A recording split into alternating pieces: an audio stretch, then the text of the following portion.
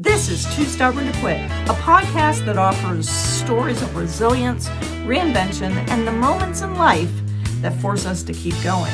Each week we explore real people, real setbacks, and the stubborn determination it takes to move forward when life doesn't go according to plan.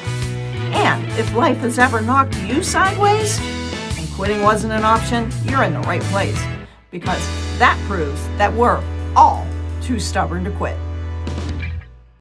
Hello, everybody, and welcome to Too Stubborn to Quit. Linda, good to see you back from Iceland. Fantastic. Nice to be back. How are you doing, Pam? I'm pretty well. So on tonight's episode, we're talking about creativity, music, and the power of imagination with someone who truly lives and breathes all three. Our guest is here at the bottom of the screen, Dr. Richard Kane, a music composer, elementary music teacher, school choir, church choir director, band director, tournament of bands judge, and you have another title with that, Rick, I'm assuming. Region coordinator. Regional coordinator. Yeah. Oh, yes. Musician, father, and lifelong champion of the arts. He spent years shaping young minds through music and helping students discover confidence, discipline, and the joy through creativity. Most recently, though, he's added playwright to that already impressive list, writing a fun and an imaginative production of for elementary students called Under the Bed. And then, so that was 2 years ago. And then most recently, he did a sequel, or as we called it, a soquel, and it's called Sacramento, the place where missing socks go. So beyond all those titles and accomplishment, Mr. Richard is someone who believes deeply in the power of music and storytelling to build confidence, spark imagination, and bring people together, especially young people who are discovering their voice. And yes, I also have the privilege of calling him my son. So tonight we're excited to talk with Mr. Richard. I'm sorry. Wow. See, that's hard. That's a hard habit to break. Dr. Richard. It all counts. Dr. Richard Kane, about creativity, education, resilience, and what happens when you follow the path that was clearly meant for you. So let's all get to it. How you guys doing? That was a long introduction, Rick. That was really nice. Yeah, you have a lot of stuff going on, bro. I don't know what you want me to say after all that. I have to actually sound like I know what I'm talking about. We're probably done, so it's okay. Well, good night, everybody. Just kidding. So, Rick, let's start with Under the Bed and Sacramento. Yeah. So tell us, first off, why? Why did you write this play for these kids? Because it's only for fourth and fifth graders, right? Well, I joke and I say I wrote it out of spite. And the spite was not really spite. So, with our music program, it's not big enough to accommodate the interest level at all the different age groups. And so we had in 2024, excuse me, we had these fourth and fifth graders, just dozens of them, which had never happened before, that wanted to be members of the high school musical. And the high school musical said, well, we can see what we can do, but they just could not accommodate the entire complement of students.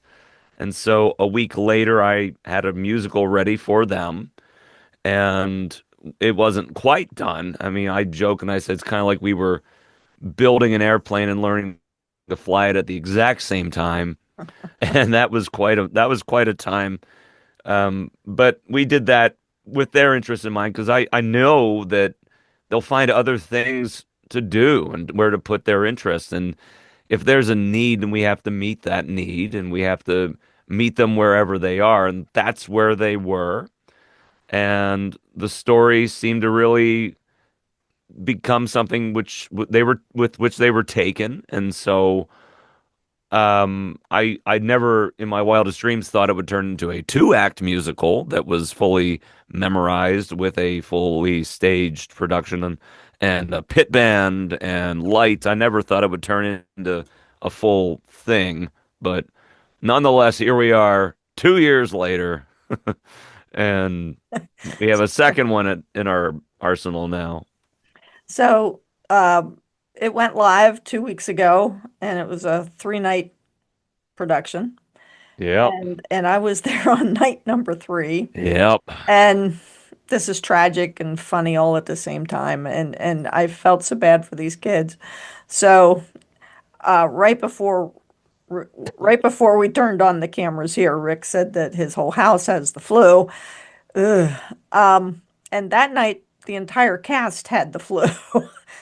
Tell us, Rick. I I I mean, if I ever told anyone it was like death by a thousand paper cuts, I don't know if you'd understand that until you saw it live. And it's such a pity because the kids had done such a great job, and nothing can take that away from them. That nothing's going to take away all the 6 months of their lives they were putting to memorizing nonsense, essentially, because this is nothing that anyone's ever seen before. Nothing was written down until we wrote it down, and they're just champs about it. And then the third night happens. Well, first off, the first night happens, and the first night was, oh man, we have a show. This is great. We get two more nights of this. This is wonderful. Second night happens, and my narrator in the show was the first domino to fall. God bless her. She lost her voice 90 minutes before the curtain. 90 minutes. Wow. But through that, we had another member of the cast who had at first auditioned, but expressed interest in not having a lead role just because it was the first time she'd ever done anything like this before. But through this process, she's really blossomed, and she's an amazing singer. And so Hmm. she had heard that we were scrambling to figure out what we're gonna do, and she says, "I can do it." I'm like, "What, really?" And so then she sang for us. I'm like, "Guess what? You not only can you do it, you are doing it." She goes, "What do you mean?" So we put her in. This is the craziest thing I've ever done. I've had to, before marching band competitions, I've had to fix saxophones with chewing gum. I've fixed holes in car doors with duct tape, but never have I ever had to have a stunt narrator where the real narrator's on the stage lip syncing to a stunt narrator in the pit with the rest of the band because she had a script because it wasn't memorized because that would have been inhumane. Go, no, no, you're gonna go up and just do it without looking at it. Come on, people. But so she did that on night two, and then we thought, maybe you'll go up and do your blocking. Third night, we decided, well, if Ella still doesn't have her voice, I'm not gonna say last names, but Ella was our narrator, and she still had no voice, and so the other girl, her name, we'll call her Corinne.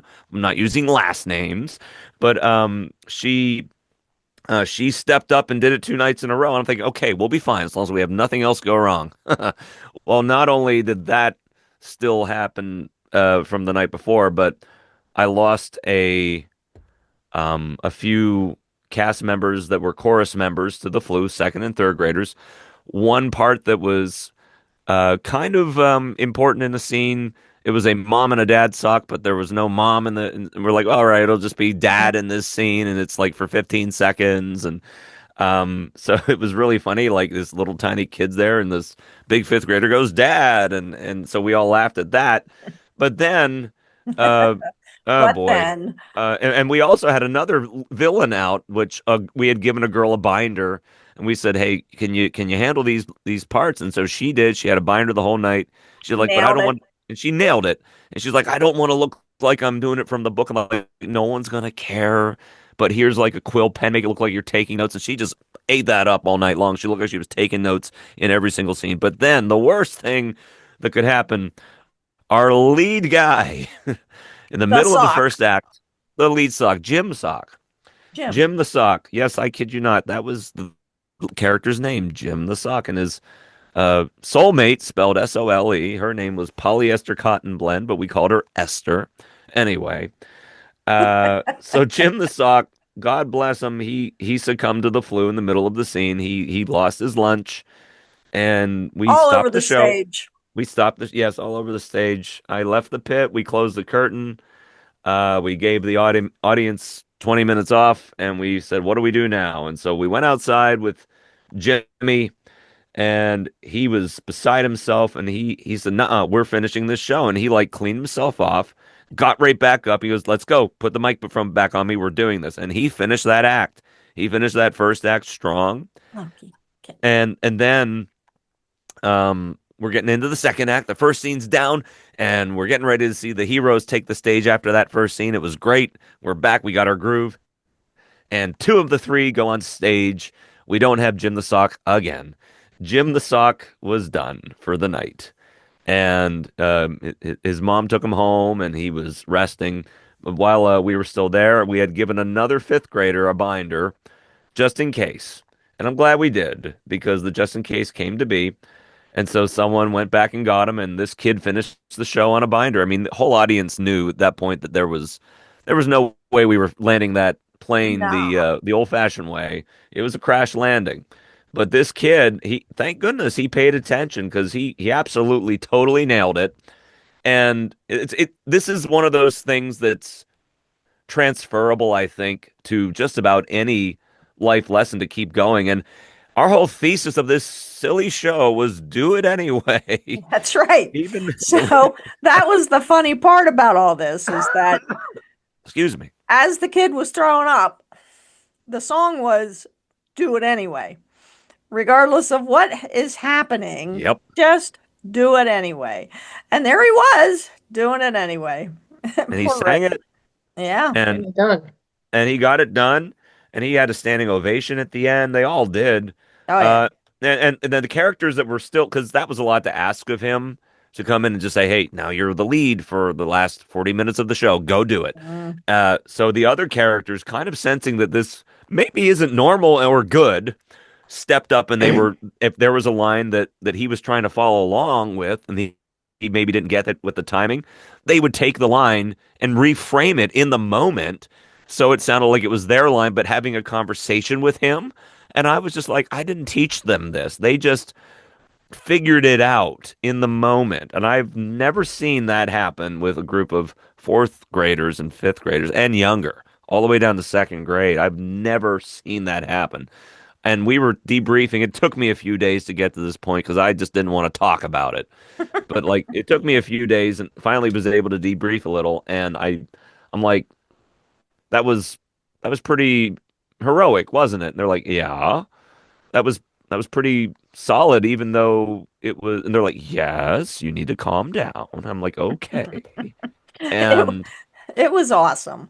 it was, I mean, it nobody was. expected these kids to be perfect. They were fourth and fifth graders, but man, I cried. It was awesome. It was just, Well, but the tell us about the underlying theme of the whole thing. Like you said, it was do it anyway. And I yeah. know that there were some issues leading up to this particular play over the last year, and I sensed that theme throughout. Can you just, without getting into too much Oh, of that, just give us tell us a little bit about that, Rick. it was a bad year last year, and the hits just kept coming, and they just never really stopped. My brother-in-law's father died, which was kind of like the end of it all. And then working backwards, there's that death of a thousand paper cuts. Except these were really bad. I had we're all aging, but I wasn't ready to be told I had a growth on my ear that was nasty, so we had that taken off. I mean, it was pretty routine, pretty harmless and non-invasive in terms of grand scheme, but that sort of toppled me a little bit there. Um, and then I had a really good friend, and I don't really want to get into too much here, but he he made some poor decisions and got into a lot of trouble, but knew about it and still came around and implicated just all of his friends in with him. At least that's what it seemed like it could have happened. And I'm not going to get farther into it because I No. don't think I need to. But needless to say, there was a lot of things in my world that fell down last year. And in the grand scheme of life, that will happen. I just don't think I was prepared for the frequency in which it happened, but we had to keep going. And so, like, my therapy is to write music, and that's how I got through it. And so, from that, and which is funny because I'm like, I don't know what kind of songs I'm going to put in this show. And then that became like the first song, and everything else sort of spider webbed from that. So, I mean, I don't know if that's the answer you wanted. It's kind of what it Uh, was. Rick, but it was just an overwhelming year. hey, Yeah. Rick, you do realize can I still call you Rick, or do I have to call you Dr. Rick here? Or You know what? You can call me whatever you want. but I'd rather not. But you do know catastrophes come in threes. So it sounds like you had your power of three last year. Yeah. So now you get to start fresh, you dealt with the hard stuff three at a time. Yeah, which was awesome. And Yeah, they usually are. and I don't mean this to sound like, your mother, but sometimes, unfortunately that's part of growing up. I know this. I know Yeah, this. I know you Yeah. do. And Doesn't make it easier when it all happens all at once. No, nope, sure never doesn't. does. And my Yeah. way of coping with it was to, well, I did a lot of soul surgery too. Once everything calmed down, I had some time to really think. I redid a lot of my own philosophies. Um, I don't want to call it meditating, but heavy journaling. Did a lot of journaling, which was super helpful, super helpful. And from that came more ideas for songs. I made new friends, kept in touch with them. There's a lot of unburdening that you feel awkward about doing, I think, with people until you actually start talking to them, and then it just naturally happens if you're comfortable. So I mean, it's not like you're seeking out like I'm going to go talk to this person. I mean, I always have a little bit of ironically stage fright doing that sort of thing, but you meet the right people and you can get those things out. Well, It sounds like you hit your what I would consider the next phase of your life. You have obviously your kid stage, but then you have that growing into your 20s and 30s. But when you hit your 40s, there's a whole different realm of life. Like there's not a whole lot that gets thrown at you that you haven't already realized could potentially happen to you. And now you have to decide, am I going to deal with it or am I going to run from it? And it sounds like that you've hit that next stage, that next phase of your life in general, where you either stand up and be a big boy, which it sounds like you are, or you just crumble. Yeah. And you didn't crumble, obviously, because you're sitting here and you're making a lot of young children very, very happy and teaching them a lot of great skills by the sounds of it. Because not many people learn to think on their feet at any age, let alone at a young age. right. So the fact that you're giving them that opportunity, kudos and props to Thank you. you. It's very Yeah. kind of you. Thank you. And I know Linda will probably agree with me when I say this. When you're used to for the first 40 years of your life, you you're pretty much that first 10 years, it's all about you. Your grandparents, your parents, you take care of you and it's all about you. And then you get into your teenage years and you start learning that maybe you could give a little more of yourself and a little more of yourself and a little more of yourself so that by the time you're in your 20s and probably 30s, now you've got a spouse, you've got kids, and so you're just always giving, giving, giving. So what you said about you felt a little guilty, it happens. I don't know about you, Linda, but I know that for me, when it came time for me to just think about me in my late 30s and early 40s, it was a hard thing to do. I felt guilty as all get out because I was just used to doing everything for everyone else. And I realized that if I didn't soon do something for me, I was just going to pop. We talked about that a couple weeks ago, Linda, and I know you probably went through some similar stuff, girlfriend. I know you did. It was, yeah. I mean, I went out and I sought the big fortune down in the DC region. So every day was always a challenge there. I didn't know what I was running into every day I got up. I mean, my first real job down in the DC region, working for myself, I pulled out onto Pennsylvania Avenue and I was supposed to be in downtown DC to do a pack job, packing a pretty influential person's apartment.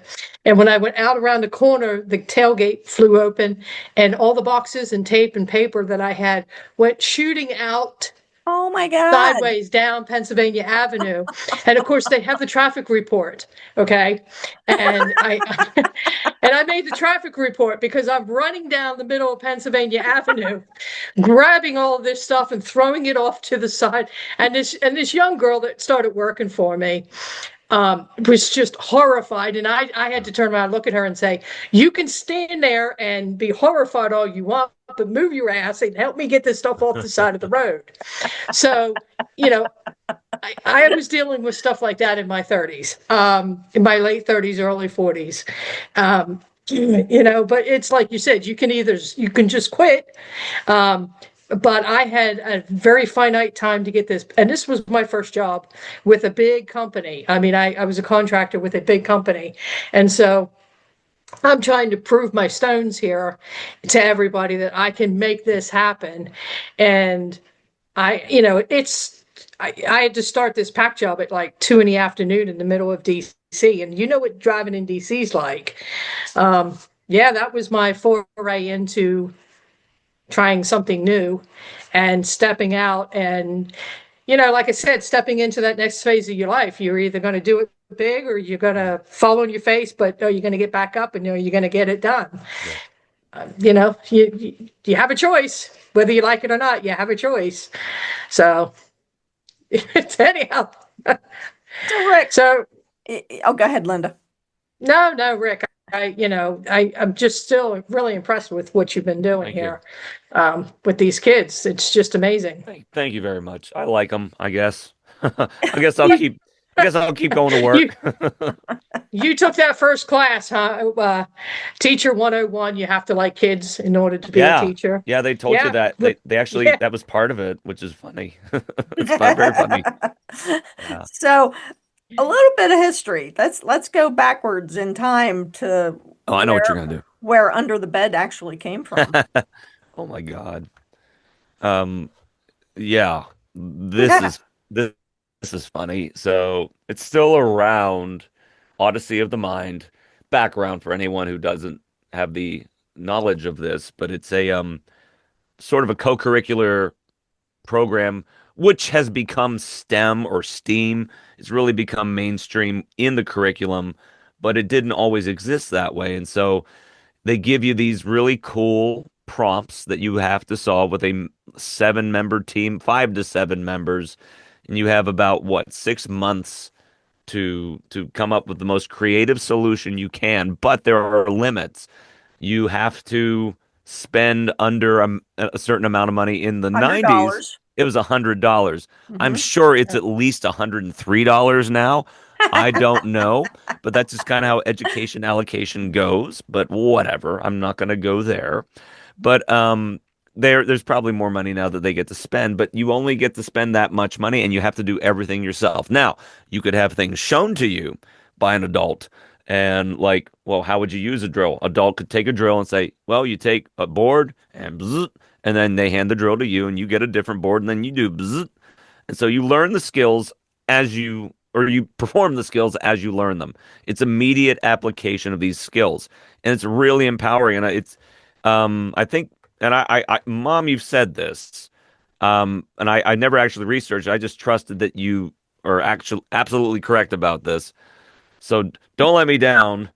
But the Apollo 13 program with NASA, they had to just make it work. They had to get these guys back home Yes, they with did. whatever they had on the spacecraft, and then they had Yep. to find the same things on Earth and make it work exactly the same. So it's basically like that. So in 95, I hate saying that, in 95, when I was in 5th grade, so do your math if you are one of I those had people. I had dark hair back then. You So did, go ahead, go on. but I don't think it was all natural at that time either.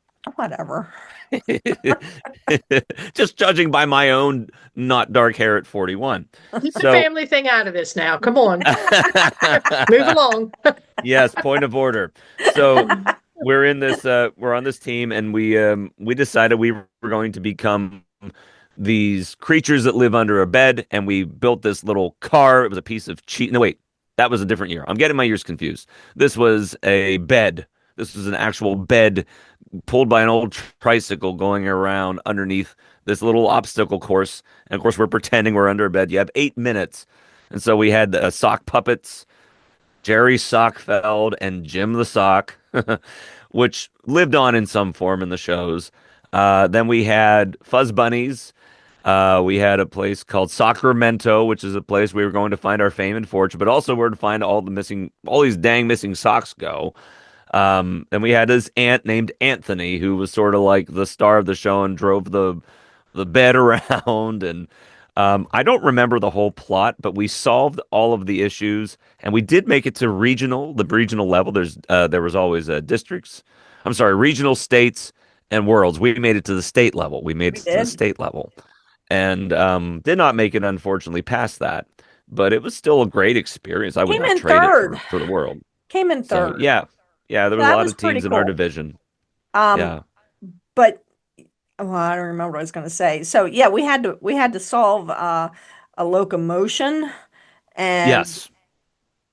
something else. I can't remember. Oh, yeah, it had to be under its own power. It had to go somewhere under its own power or something. I can't remember. It was too Which long pedal ago. power we decided worked. One of my Right. friends wanted to make a hydroelectric dam, like which was a great idea, but you need a lot of you need a Water. lot. You Need need a a lot lot of more than what water. we had. So yeah, it had to be under its own power, and it had to operate. It had to do the course and not leave like the confines. It had to fit within a certain. Yeah, Now because it's coming back to me. you had to turn on a light Yeah, and we chose a light. Yes, it had to operate a machine. yeah, Sometimes people would like fire. They'd land on a little like button and fire like a little air rocket up or something. Like we chose a light. I don't know why. because it was easy. Well, I mean, I guess. Most people You don't learned go there first. electricity that day. Hey, I sure did. I That's I right. I felt it. I was going to say, who shocked I themselves? felt the current. I was very Richard. current. Richard did. I was up on my current events, if you know what I'm saying. Why be so negative when you can be positive? Oh, I Oh just be boy. neutral about I the whole like thing. So stand-up comedian to go with it. yeah, Oh he's a yeah. funny guy. I'm He's sitting down right now, but Yeah. so you took that whole idea from fifth grade yeah. and you pushed it into adult life and you made a play out of it. All through the subtext of the original show, like where did the missing socks go? I'm like, well, what if we have a sock searching for her soul mate? And so that's what happened. And she never finds him until the very, very end. She has to go through hell and sit with hell in the show for an actual year. And then at the very end, oh, it's a happy ending, which I don't know if that teaches kids anything except don't give up. And maybe something good will happen. But I think the real lesson there is make the most of your situation no matter what. That was the first show. And then the second show was Jim's side of the story, where he's looking for her, and he actually is in Sacramento, but he finds out that it's a cult led by an evil Cleet, Lord Cletus. And this particular, she was fantastic. Fourth grade, He just was. she had pipes, and she's just fantastic, a great actor. And she said, or that she said, listen to me. The character takes all these missing socks and turns them purple, and turn them into a little bit of a, how dare I say, a cult. Takes away their names, gives them numbers, gives them jobs, and when they're no good to her anymore, she throws them away, and they have to basically figure it out then in the wilderness. And so then there's this magnifying glass who was my narrator, Maggie, the magnifying glass. I know, very original names. And Maggie takes in the wayward socks and helps them see who they are, because in life, you don't escape without some kind of trauma. And you're going to meet people that help you with that, or that help you see yourself, aka a magnifying glass, that you can see yourself, that you still have a lot going on that's worth something. And if you choose that, then you might be okay. And there's never a guarantee you're going to be okay, but you have a better chance than not if you just stick with it. And even though it's hard, I don't want to do it some days. I still have to do it anyway. And and some days I don't. I'm not gonna lie. Not every day is a slam dunk. I did it anyway. Some days it's like, I'll do it anyway tomorrow after I am not having a fever, or life does happen. Use your judgment. Don't like go into it thinking you got to be strong all the time. Sometimes strength is admitting you're not strong. It's nuanced. And that was also, it's a kids show, but by God, they had a lot of nuance in that show. And the Yeah. both shows, they had a lot of nuance. I never wanted to talk down to kids. They're not empty vessels. People may think that because they forget how they were when they were a kid. But that's been my biggest surprise with elementary students is that there's a lot going on there, and they pick up things better than we do, and they understand on an instinctive level when we have to like dig and reach and understand. They just like, oh yeah, well, duh, of course that makes sense. And that's the big win. That's the big win. Yes, I would have liked a flawless production for them for their sake, just because we worked so hard. But I'll take the actual lesson that they learned and prove the thesis of the show in real time. I'll take that anytime.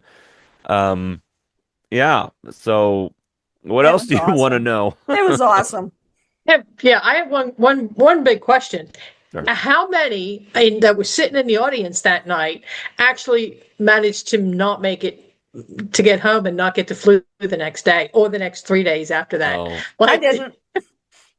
I tell you what, I'm not sure, but there were a lot out the next day, or the next day we were all back because we had a 4 day weekend. I knew what I was doing.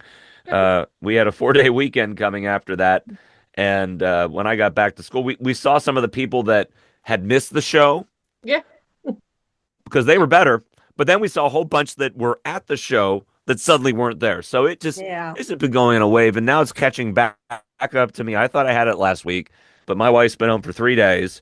really. She's had the flu. Yeah, she's Fine. or 2 days. It will be three tomorrow. She's staying home tomorrow, one more day. Doctor gave it flu B, I think is what they said, and she sounded just like this, which is awesome, and she had all the same symptoms. So at least you can't catch it through a microphone on an internet connection yet. That would be a really funky good to know. computer virus. Good to know. Good to Yeah, know. Computer that'd be a virus. computer virus. Yeah, you don't want a virus. No, Just don't touch the computer. You're good. yeah, yeah, Wear a mask. So you have another production coming up, I and do. this should probably make Linda pretty happy, because. Go ahead, Rick. Okay, if writing one show in a year wasn't enough, I am writing a second one. Yes, still writing. I've been working on it probably for over a year, only because, I mean, I could have a show done in about a week and a half, 2 weeks, as long as I know the direction.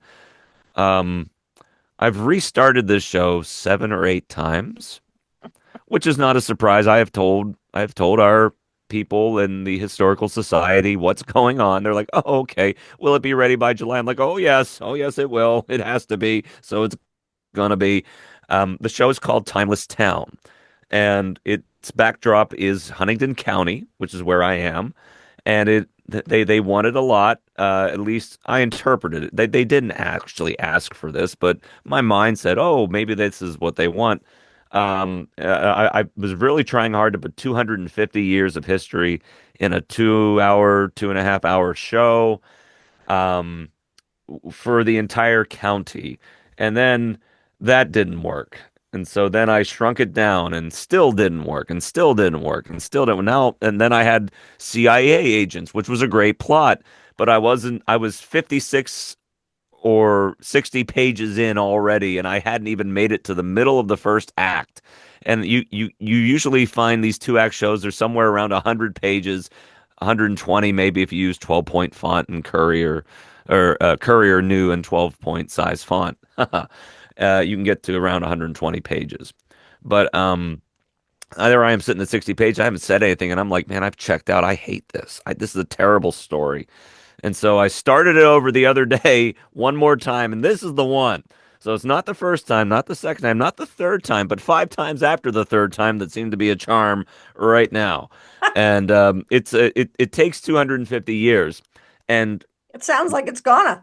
it might, it still might, but it takes this 250 years of the county, and we have a message that time or history. Hang on, let me say that again.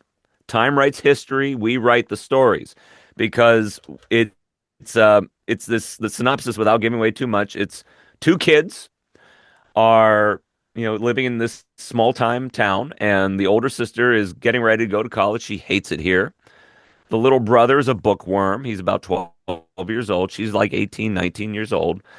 He loves his town because he's really into the history of things, and he loves school, and he's kind of opposite of her in all the ways that need to be. And so she dares him to stay inside of a library, the Huntingdon County Library, which is downtown Huntingdon. And he doesn't want to, but she bets him $100 that he'll do it. And so he says, okay, fine. And so he stays in the library and he's like trying to talk himself into it. He starts hearing all these noises and finally he's like, nope, I'm getting out of here. And he starts to leave and they say our library's haunted, you see. And so he sees the ghost and he like freaks out and he turns around and he runs away and he slips and he falls and he accidentally finds this secret door and he makes his way down to the basement of the library and he sees this Hmm. big thing covered in a sheet. And so he pulls it off, and it is a large stone that is glowing. And we have stage effects that'll make that happen. And so he's like, "What is this?" And so then this is like the theatrical trailer. So he touches the spiral on the stone, and he's immediately sent back in time to 1767, and he's looking at William Smith sort of dedicate the town.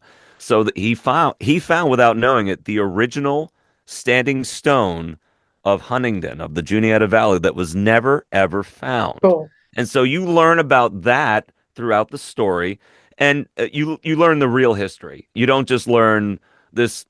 This is the jumping on point. Is this fake history? Like it's historical science fiction. So you kind of learn that this is a stepping on point, and then you learn that maybe some other historical people in our town also maybe found the stone, and that's why it's hidden. Maybe the ghost isn't really a ghost. Maybe she's a time traveler. Ooh. Maybe you find out that the oldest historian of the town ever that ever lived that did the most accurate history also found the stone and regretted it. Maybe the girl falls in love with someone that shouldn't have left his own time. Yes, I'm giving you hints. It may change, but right now that seems to be where we are. Maybe someone's gone back in time and changed this story, and here we are.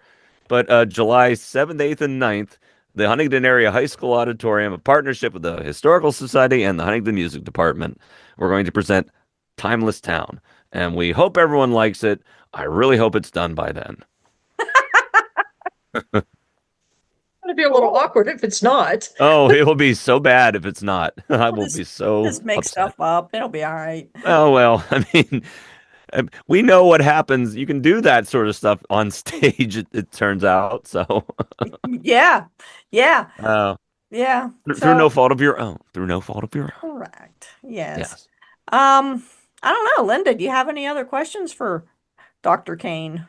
I think Dr. Kane's looks like he's about had his day, so maybe we should go ahead and let That's him wrap it up that's and just my get some face. rest. That's just my It's, face. I mean, yeah, well, Well, everyone's like, "You're I'm so not going to funny," and I'm comment like, on "Looks aren't that. everything." looks aren't everything. That's right. Well, one thing for your Good. audience, I mean, real quick, sort of tying it all together, burnout culture is a very real problem in our country, and we don't talk about mental health, and it's a crime, and it's unacceptable. So, if you hear no one else say this to you, you matter, and you need to treat yourself like you matter. Don't wait for someone else to do it, and don't Yep. apologize for taking up space. If you're in the grocery store, don't say, "Oh, excuse me," when you're trying to get to the dang cereal. Just say hello and then get your cereal. They can see that you're getting the cereal. No, take back your space. Your space matters. And also remember, and I might sound preachy, but this is the research into the burnout because that's what I did is reversal, burnout Yeah, well, reversal. let's dig into that for a second. That's how you got your You don't doctorate. mind? Not at Yes, all. If you don't mind, go for it. I don't mind. I don't mind. Yeah, I didn't want to teach ever again. I had 14 years in. I was very overweight at that point. Just I didn't want to really leave the house. I still don't, but it's a different reason. I just kind of like being home and putting my feet up in my foot warmer, which is really nice. And but back in those days, it was more like survival. And I mean, I didn't want to write anything. I didn't want to do anything. I actually got signed to be a voiceover person, and I thought this is the new future. And I wasn't really into that. I mean, I thought it was fun and all, but it just seemed like it was a slog, like to even get one or two gigs, which is fine, but I didn't really want to slog. And so then I'm like, all right, well, I can't keep teaching music anymore. I was in a toxic situation. Everyone was a transactional employee. No one was valued. And if you have that person listening, I mean, maybe she'll know. And I won't say more than that. But then it was one of those put your money where your mouth is. I had been saying, well, shoot, if a job in my own district opened up, I guess I would have to consider it. And then a job in my district where I lived opened up and I had to consider it. And I was very fortunate and I got hired. And it's 3 minutes from my house versus 23 minutes. It's my own children I get to teach, and I get to teach 350 of their closest friends, and I love it. I think it's fantastic. The age group is so much more of a rejuvenation for me than I expected. And of course, I have no qualms or I have no beef with any of the former students either. You know, I really love working with them too. But this was incredible to get to this point. And then I said, well, if this is a new lease on life, maybe I'll start my doctorate. So I found a program I liked, low residency. And I'm like, what am I going to do my thesis on? Because I guess I got to start thinking about that. And then I thought, well, burnout. What about burnout? Prevention. I'm like, well, that's been done because they want you to find something that isn't researched so you can sort of start to fill that gap. And I said, well, reversal, because shoot, here I am. And I found other people that did, and we studied them. And the short story coming here is that you need to satisfy three things to reclaim your life. And that goes with, it's called the self-determination theory, which is really fun to abbreviate SDT. And your computer wants to change that around, and it until I changed the autocorrect, it kept calling it STD when I would abbreviate. I'm like, no, no, no, stop calling it that. It's not what it is. It's self-determination theory. So I just stopped abbreviating it at a certain point, just wrote it out. But with that, as I was saying, you need three things. You need autonomy, you need connections, and you need competency. You need to challenge those things or satisfy those things in some way. If you feel like you're lacking in those, how are you going to accomplish getting it back? If one of those, or even in my case, all of those were sort of out of balance, then the burnout's going to happen. But I don't think burnout is one of those things that you'll ever escape. I think it's part of growth. It's growth maybe that isn't directed properly because we don't know quite about what happens. And when you keep slogging, when you keep like drilling that hole that's already drilled, it's not going to go anywhere. And yes, you're going to burn out. It will happen. It doesn't matter what job you're in. My focus was music teaching in rural America because that's what I know and that's where I am. But it could be literally any job that you've ever done. If you have not satisfied those three things, you're going to find that burnout will almost certainly find you. Now, like I say, it's growth if you allow it to become growth. And some people don't. And so for those people, there's still hope. You can do it. You can still find your autonomy, your competency, your connections with other people that are like-minded. And it's funny once you do that, suddenly you don't have anyone else that really is a bad guy in your life. Like I don't really have a person in my life that I'm like, oh, I hate that person. I mean, I have people that I would rather not speak with, and I don't. But it's not like I have this deep-seated like I'm fixated, and that's how it is too. Like when you're burned out, and if someone's really caused that, you're like fixating on them, and I'm gonna get even or I'm gonna get ahead. It's all wasted energy. So you find yourself, and you find what the real villains are like aging, um, the flu, uh, and the flu, and whatever else. So did I say flu three times now? Yes, I Maybe. did. So Yeah, it means it's those are kind the of like, real villains. is You it could be sort of like, entitled to a fourth, maybe. yeah. But if you say it four times, it's kind of like Beetlejuice, I fear. Oh, don't say that two more times. We are so in trouble. We I are in kind of like, Yeah. I trouble. kind of like him though. I don't know. He's kind of funny. So how do you reverse it, Rick? I mean, like, how do I So fix this, it? Ha! well, first you gotta bump your head into your microphone boom Speaking of stand. that person. Okay, Excuse moving me. on. I'm just knocking things all over here. All right, great. Um, I can tell you how I did. I don't know if it is universal, but what I did, and I found trends though. So maybe it is. Maybe there's something to it. But I found trends that people who left teaching music. There's three captions or categories. There's the ones that have stayed and have reversed it, And this is all people that have declared themselves burned out at one point. There are those that are on the fence. And then there are those that have left completely and are not coming back. The people that left completely have found autonomy now that they are out. They are loving how free they are. And so Mm. certain personality types maybe gravitate towards one of these three. I don't know.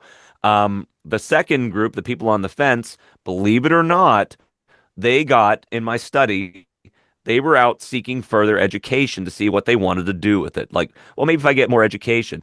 One did ultimately leave teaching music and became a principal, but she got education, stayed in the system. The other guy, this is interesting. He's doing work at Penn State now with their music department, getting some kind of he's getting a certification, I think, in commercial music, I think, so he can actually Huh. coach that at like a college level, but there's like more to it than that. So he's still in it too, but he's still getting his education.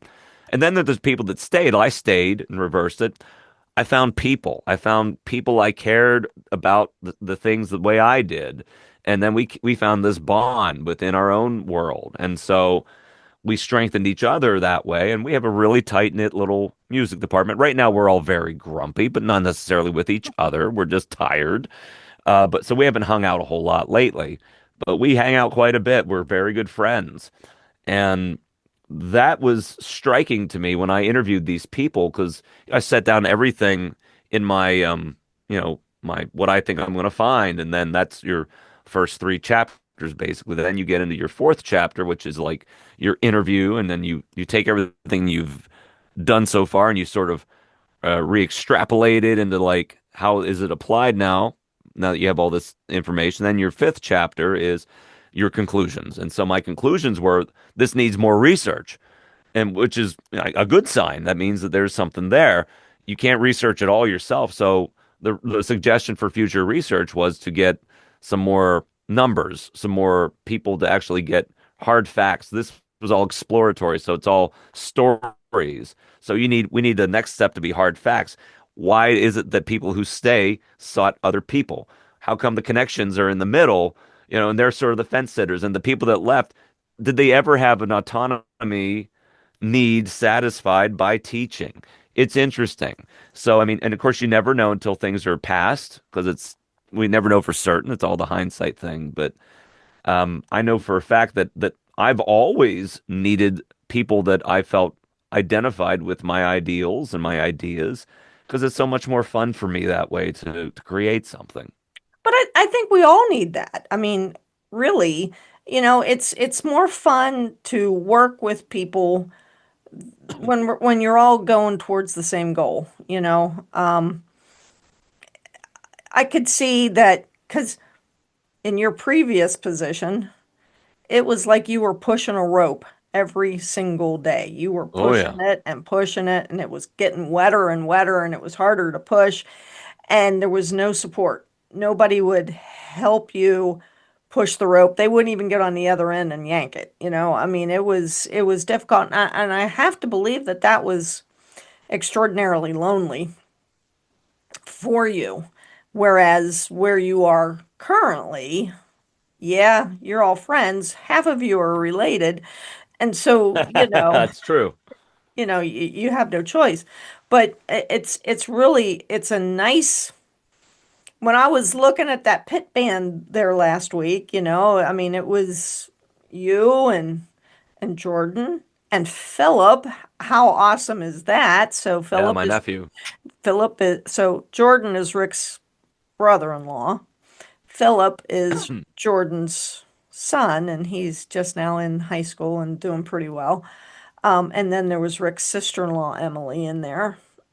And then there were all of their friends. And I truly believe that they are all friends. It was the entire Huntington Music Department plus a couple extras.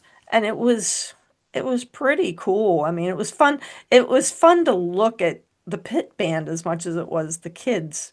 And it always is. I mean, it's one thing to say, yeah, let's all get together and play a song.